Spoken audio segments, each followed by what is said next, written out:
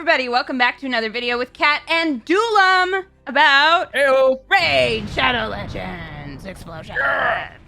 Today we are talking about our most hated champions in the game. So if you want to hear my list, you're going to have to jump over to DULOM's channel to hear what I picked. But today we're going to hear his list of most hated champions in the game. Before we get into it, don't forget to use the link in the description or the QR code. Get yourself Corrado Fox Hunter as soon as you complete the tutorial of the game. Then you get Hugo once you hit level 10. You get Lady Annabelle once you hit level 20. And Fane once you hit level 30. And do not forget to use the promo code Monkey King to get Sun Wukong.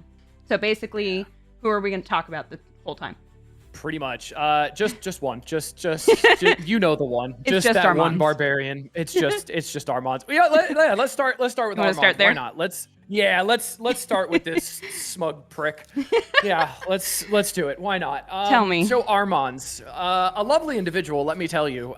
Looks a lot friendlier than he is. Yeah, this guy is rough, dude. When I first started playing this game and I saw him and I was just like, oh, okay, cool. It's one person on arena defense. I could take this out. This is easy. And then you just walk in there and you just get into a stun loop for like the next 8 minutes until you're just dead. And it's like, that's not fun. Yeah. So yeah, that A2 just ridiculous, and then the A3 for the sheep, and then the A1 with the turn meter rewind and the cooldown increase. Like everything about him is just so frustrating. It just hurts my soul. And everybody builds him full speed, and he's got obviously the speed aura, the 28% in arena. That just makes him so good because everybody just goes full speed, full accuracy. You're gonna be stunned forever kind of build. And yeah, he's just so frustrating. He really is. And I mean, he was kind of presented to me as, oh, he just looks like Johnny Depp. I was like, oh, cool. I love Pirates of the Caribbean. But no, this guy absolutely sucks. Like, I think I avoid him at all costs. Even having Arbiter, I still am like, nope, I don't really want to touch him. I don't want to go near him. He's really unpredictable. And the hard part is you can't see how people have built him. So you don't know what that speed is. You can see the overall team power, but you don't know what his speed is. And he could just sneak out of nowhere and absolutely destroy you. He's the worst. Yeah, I feel like I got Arbiter and I got like lulled into a false sense of security. And like right after I got Arbiter, built full speed, I went into like a week of like just getting absolutely destroyed by Armands because I was like, I'll take this one. There's no way this one's faster. I can take this one. I can't take any of them. If you see an Armands, just go away. Just don't even bother. Just run in the other direction. Yeah, just run in the other direction. Very true. I'm surprised you even made it. I'm surprised you even made it with 8 minutes in a battle with him because this guy knocks you out so fast. Yeah, especially he does. With the other team composition they can have with him. He's just the worst. Yeah, I think it was more of just like a frustration build because it was just speed and accuracy. There was no damage coming out. So it was just pure, just like you're just going to be stunned forever and you're just never going to move. So I think it was just like somebody trying to frustrate people, which I thought was even funnier when I look back at it now. I enjoyed that. That's so mean. Holy moly. Yeah, I thought that was amazing. So Armand's was kind of like the honorable mention because I know obviously that was going to be on your list because that's on everybody's list. So we're going to throw in a bonus 6 and we'll do it now. So next one's going to be an Undead Hordes. Excellent. Part of it. And this guy, middle row left, good old ultimate death. Hey, I love this guy. Oh, UDK. Oh, mama. So like him by himself is not the most infuriating. No. But Lord have mercy, him paired with Sun Wukong is one of the worst experiences ever. So like, if you don't know UDK, you probably should. He is one of the tankiest characters. Like he's just stands there and he just eats damage, just swallows it whole. And then he has a fear as well, which is great on legendary characters, which of course you're going to bring legendaries into arena, duh. Right. And like the shield that he gets, and then the value of the shield is proportional to his defense. It's just like... And he's a defense champion, so you're going to build his defense like crazy. Yeah. And then his too awesome to die passive. So like the first hit is going to get like redirected damage to him. And I'm like, oh my God, why? And then Sun Wukong is just reviving every third turn. And it's like, just die, please. Yep. And I believe he was built as a meme character because one of the poster child for Raid Shadow Legends is Death Knight, and everybody and he's kind of garbage. He's a common champion. Like, he absolutely sucks. Yeah. So I think they made him as a meme and they made him just OP as fuck. Like, he is such a pain. And I do like that I think it's his A2 is called Rats Off to Ya. And he just has a rat crawling around him all the time. Yeah. He's just so bonkers and so silly, but just complete pain. And then he's got the second passive too. So like, if he's the only one, he's getting like 10% per dead ally, and I'm like, oh, cool. HP, defense, and speed. Yeah. Lovely. And then you have Sun Wukong reviving because of his passive, and it's just like, okay. It's one of those endless loop combinations, like Loki and Sun Wukong. Not fair. Yeah, and like when I first started, that was when they were giving away Alice in the login calendar, right? So like, Alice was always one of my strongest, but the problem is Alice being magic going into this guy is the worst because she's tickling him. Like, no matter how much piercing, how much damage you have, she's at like 260% crit damage, and she tickles him. And I'm just like, this is my only damage dealer. Oh no. Right. So like, every time I saw him, I'm like, oh, okay, cool. It's 120,000 power UDK. I'm not facing him. Absolutely. Skip. Yeah. He makes a lot of those teams when I look at it and go, oh, that'll be pretty easy for me to go through. And then I always discount him, and it's not fair because he makes every fight so much harder unnecessarily. Yeah. Yeah, he really does, and he's just a pain point. But and I will say, alone, the most annoying, but when he's paired with the right people, like someone like Sun Wukong or like revivers just in general, it definitely becomes a pain for sure. So not a big fan of him at all. All right, where are we going next? Next one, Barbarians. We're going back to Barbarians. Oh, back to Barbarians. Okay. Yes. And you mentioned it for a second, and it is Loki. It's Loki. So he was the free login when I started playing the game. So I got him right off the bat. Tell me about him. Yeah. Just one word for Loki. Evade. Just evade. That passive is such a bitch. And I don't know what it is. 15% is really like 150% when you go against him. I don't know what it is. Like 15% is like 1 out of 7 if you do the math. But I literally have gone in with like quad hitters on Supreme Galix A2, triple hitters for Alice's A1, and they all just miss. And I'm just like, oh, okay, cool. We're just gonna miss everything. So just like, don't take my attacks. That's great. Literally. And his like effective HP is so high because of these evades. And like a lot of people build him as just like full tank support character, right? 100%. So I think that's how I have him built.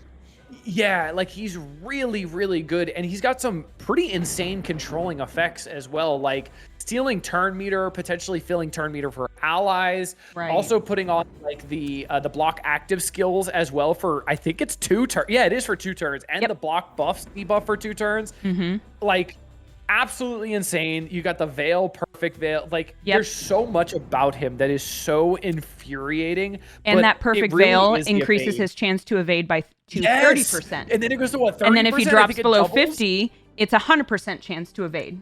And then it goes on a cooldown, but I think it's like several times it can come back over and over. Yeah. So like evade is just like something that goes underrated because obviously evade can be technically infinite HP depending on how unlucky or lucky you get, right? So it's like almost infinite HP if you build him the right way, and he can eventually evade enough to get to a point where somebody heals him, then he's back up to full, and then he keeps evading until that heal comes back, and you just can't kill him at all. Yeah, and then his A2, he can just completely heal himself in the process. And so he can just, if you're playing it manually, you can have it set up so that he's just evading. You have, Sun Wukong paired on the team who will just keep coming back and keep doing damage. And Loki will just sit there evading, healing himself. So he's just there to stay there so Sun Wukong can just keep coming back and doing damage. Like, he's such a nasty combo. And a 50% max HP heal and then putting the perfect veil on, like, is a nuts combo. And a 3-turn cooldown, like, That A2 is ridiculously strong. And it's funny because like we talked about UDK, we talk about Loki now. I feel like we need to add an honorable mention for Sun Wukong now because we keep being like, well, seriously, these paired with him, like, because like he's full glass cannon, absolutely insane. But completely, yeah, like, Sun Wukong's nuts too. But yeah, Loki, and you can get Sun Wukong by using the promo code Monkey King. You can indeed. I 100% recommend that. Absolutely. That's probably the best free legendary they've ever given away for free, like without a shadow of a doubt. I actually told somebody who started an account and I was like, oh, you got Sun Wukong though, right? And they were like, oh no, I forgot. And I went, restart. Your entire account. I actually told them to and they did. Yep. I told multiple people that too. I was like, yep, restart. Congratulations. You now have a new Raid Shadow Legends account. Yeah. Oh yeah, absolutely. And use the link in the description. And use the link. Yeah, absolutely. Make sure you use the link. Do it right now. Absolutely. Mine or DULOM's, one of us. Somebody. All right. Next one. We're going to dwarves. Okay. So this is a void legendary. I think I know who this is. One thing that is very specific about him. Okay. And it is Arnor. Oh, okay. So if you don't know who this guy. Okay, I'm not familiar. Yep. I'm here. I'm interested. So Arnor, check the passive. Okay. So this passive, the active effect, prevents this champion's death and keeps them alive on 1 HP when hit by a fatal hit. Places stone skin, then instantly activates the A3 Wrath of, I'm not going to try to pronounce that skill. And if you look at it, Hrothclimb, sure. Let's go with that. Hrothclimb. Okay. A lot of years of reading Lord of the Rings helps me with this. There you go. Cool. So if you look at it, attacks all enemies, ignores increased defense, strengthen, and shield buffs. And if this attack kills one enemy, decreases the turn meter of all enemies by 50%. And it can't be resisted. Oh my god, this guy sucks. It's disgusting. I've literally walked into this guy. I'm like, oh, it's a solo dwarf. He's like 2'7". How can I lose to him? I do Alice's like A1. I've got increased attack from Arbiter. I get him down to 1 HP. And then just a log. It's literally a giant log falls on your head and kills your entire team. Just the entire team just falls over. Like the animation for it is honestly pretty awesome. I'm gonna have to find this champion and fight him so we can put some footage in right here. Oh my god, it's terrible. Holy moly. And I didn't understand what was happening because I was just thinking to myself, oh man, I almost killed him. I wonder if I put more damage on my team. Maybe I can figure it out. He was at so low health. And then I ended up like looking at his passive and going, oh, there was no killing him. Lovely. Okay. Great. And then he has the stone skin on him as well. So even if you have another person who somehow survived the A3 being activated by the passive, he's still got stone skin on him. So he's probably going to survive your next 2, 3, 4 turns to then do an ability and then probably kill you at that point. So it doesn't really matter. So yeah, he's ridiculously good. And he has his aura is increased attack in all battles. So he's got an extra 30% from that. Gotcha. This guy is nuts. You see him, he is so strong in PvP just because of that. And because a lot of people just don't know him. Like you didn't even know who he was. No, I've never come across him. And or maybe I was like, I haven't never even realized. Yeah, this guy is really good in PvP content. Oh my gosh. So what I was also thinking here is I'm trying to think like how you can counter this because, you know, if it's one of those champions who revives on death, like that you can, if you have a block reviver, that's no problem. Yeah. But what do you do? Like, I guess block buffs would be the only thing. So at least you can't do that stone skin or block active skills. Like, this is insane. Like, you'd need, like, something really specific. Like, you have to block active skills, which, like, that's not the easiest thing to come across in a kit early on, and not an arena team. And not an arena team, exactly. So, like, finding something so specific to counter this is so rough. Yeah. Because it's, like, it's so niche of what you need to do to counter it.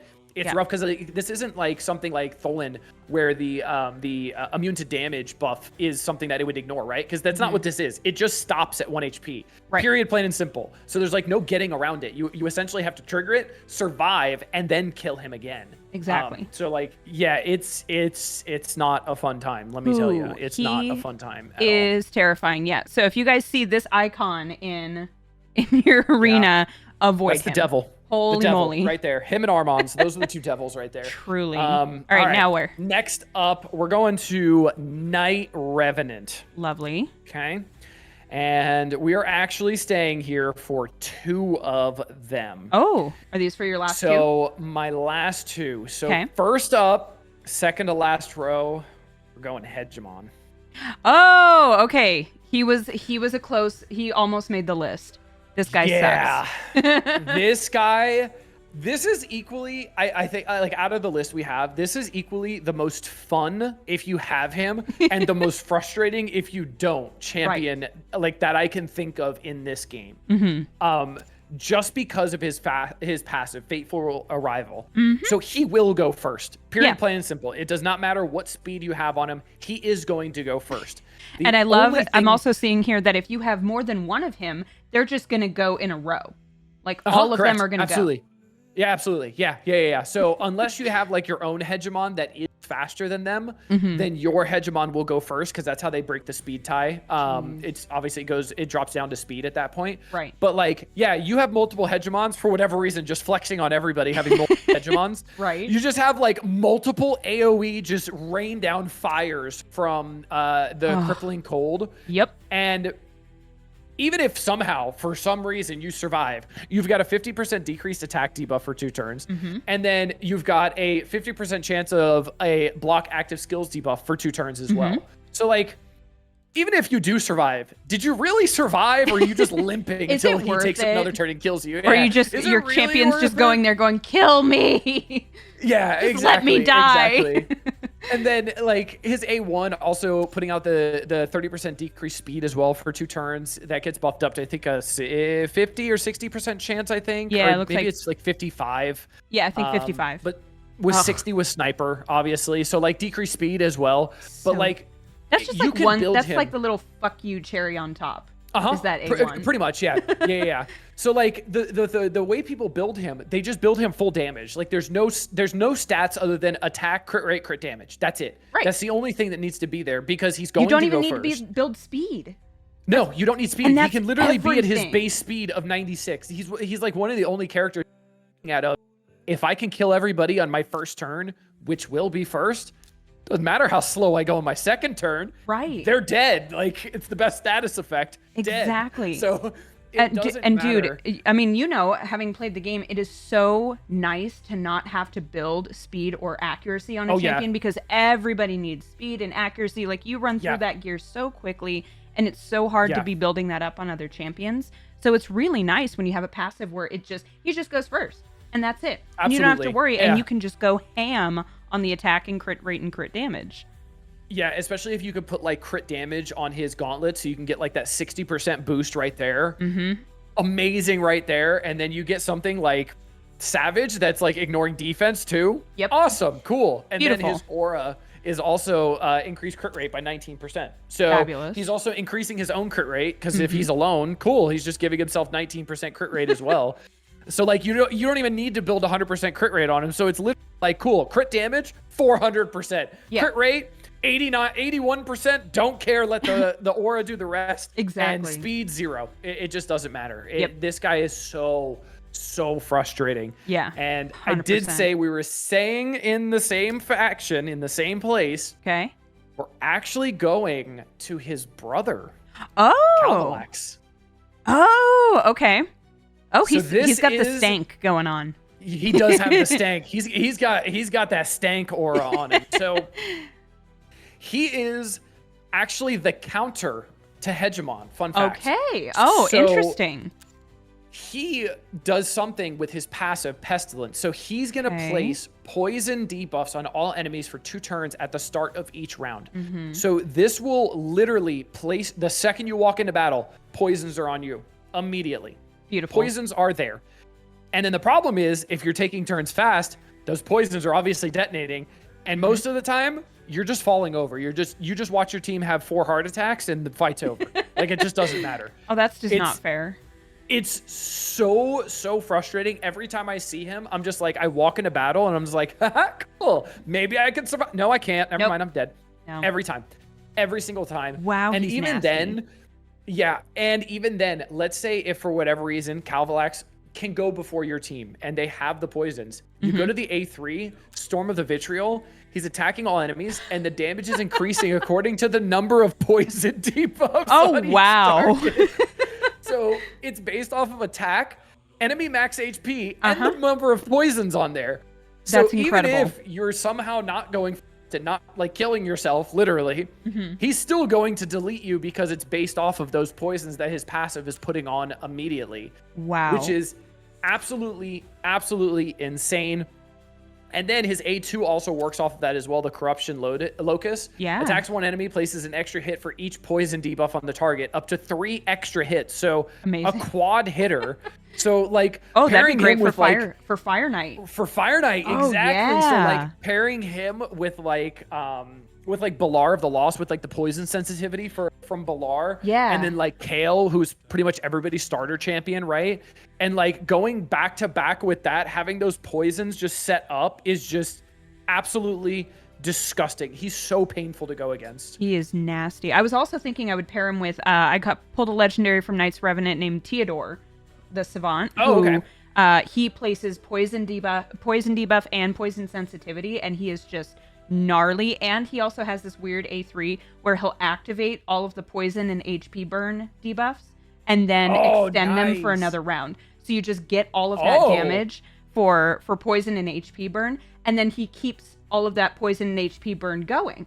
So they still do the damage later on. So it's a detonate, but also a reapply. So you're not like losing it. Oh, yeah. Interesting. He's really gnarly, and I could see, and that poison will stack like crazy. I watch it happen in the dragon dungeon, and so this guy would be a great pair to go with him because he'll also stack that poison. So he'll just smash his way through people.